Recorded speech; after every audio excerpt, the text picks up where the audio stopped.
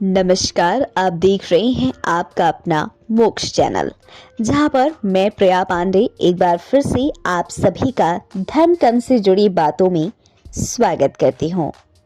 जहां आज के इस खास वीडियो में हम रामायण के कुछ ऐसे मुद्दों पर बात करेंगे या कुछ ऐसी रोचक पौराणिक कथाओं की बात करेंगे जो अमूमन कम लोगों को पता होगा। वैसे तो रामायण के बारे में काफी सारी जानकारियां काफी लोगों को है, मगर कुछ ऐसे सवाल हैं और कुछ ऐसे जवाब हैं और कुछ ऐसी बातें हैं जो शायद अब तक खुलकर सामने नहीं आई, और आई भी है तो उस पर संशय हमेशा बना रहा है। उसी में हम बात करेंगे देवर विभीषण की शादी के बारे में कि क्या वाकई मंदोदरी ने अपने देवर विभीषण से विवाह कर लिया था। कितनी सच्चाई है रामायण के इस बात में, आज हम उस पर से पर्दा हटाएंगे। दोस्तों, रामायण की कथा तो शायद हम भारतीयों को पता ही है, लेकिन क्या कुछ ऐसी भी बातें हैं जो आज तक हम सबसे छिपी हुई हैं? ऐसे सवालों का कोई सीधा साधा जवाब तो नहीं है। रामचरित्र से संबंधित देश विदेश में 100 तरह की रामायण प्रचलित है। इनमें हिंदी भाषा क्षेत्र में वाल्मीकि रामायण और रामचरित मानस के अलावा बंगला में कृतिवासी रामायण और दक्षिण में कंबन रामायण लोकप्रिय है। इनके घटनाक्रम में कुछ अंतर भी मिलता है, जिसके कारण कुछ प्रसंग अनूठे लगते हैं। ऐसे ही एक प्रसंग है कि रावण वध के बाद लंका के राजा विभीषण ने मंदोदरी से विवाह कर लिया था। ज्यादातर लोग इसे कोरी कल्पना भी बताते हैं। अब आप इसे कल्पना माने या सच, लेकिन इसी बहाने मंदोदरी जैसी चरित्र को एक बार जानने में दिलचस्पी जरूर बढ़ जाती है। तो सबसे पहले हम बताते हैं कि मंदोदरी कौन थी। वाल्मीकि रामायण में बताया गया है कि मधुरा नाम की अप्सरा भगवान शिव के तेजस्वी रूप पर मुग्ध हो गई। मधुरा किसी भी स्थिति में महादेव से विवाह करना चाहती थी। महादेव की पत्नी माता पार्वती इस बात से रुष्ट हो गई। देवी पार्वती ने श्राप देकर मधुरा को मेढक बना दिया। भक्तों के लिए परम दयालु शिव को इस बारे में पता चला तो उन्होंने मेढक बन चुकी मथुरा को पार्वती के श्राप से मुक्त किया। साथ ही वरदान दिया कि अगले जन्म में मथुरा एक सुंदर स्त्री बनेगी। उस सुंदर स्त्री का विवाह एक महान पराक्रमी राजा से होगा। इस वरदान के फलस्वरूप मथुरा ने अगले जन्म में असुर राजा मयासुर और उनकी पत्नी हेमा के घर में जन्म लिया।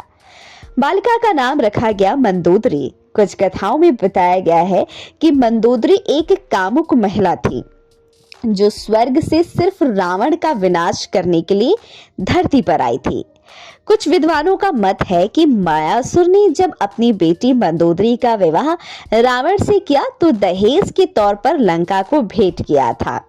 तो वहीं एक अन्य कथा के अनुसार ये भी कहा जाता है कि एक बार रावण असुर राजा मयासुर के महल में गया। वहां रावण ने मंदोदरी को देखा और उसके रूप पर मोहित हो गया। रावण ने मयासुर के सामने प्रस्ताव रखा कि वो मंदोदरी से विवाह करना चाहता है, लेकिन मयासुर ने इससे इनकार किया। रावण की अगाध शिव भक्ति और उनकी शक्तियों से अपने पिता की रक्षा के लिए मंदोदरी उससे विवाह के लिए तैयार हो गई। मंदोदरी के जन्म और उनके रावण से विवाह के बारे में भी कई सारी कथाएं प्रचलित हैं, लेकिन एक बात तो तय है, मंदोदरी पूरी तरह धर्म के रास्ते पर चलने वाली पतिव्रता महिला थी। मंदोदरी ने रावण को कई बार चेतावनी भी दी कि माता सीता को छल से लंका लाने के परिणाम घातक होंगे, लेकिन रावण ने कभी मंदोदरी की सलाह नहीं मानी। अपनी पत्नी सीता को मुक्त कराने के लिए राम ने रावण से युद्ध किया और उसका वध कर दिया। महान परिक्रमी और मायावी राजा रावण के अंत में उनके भाई राम भक्त विभीषण ने अहम भूमिका निभाई थी।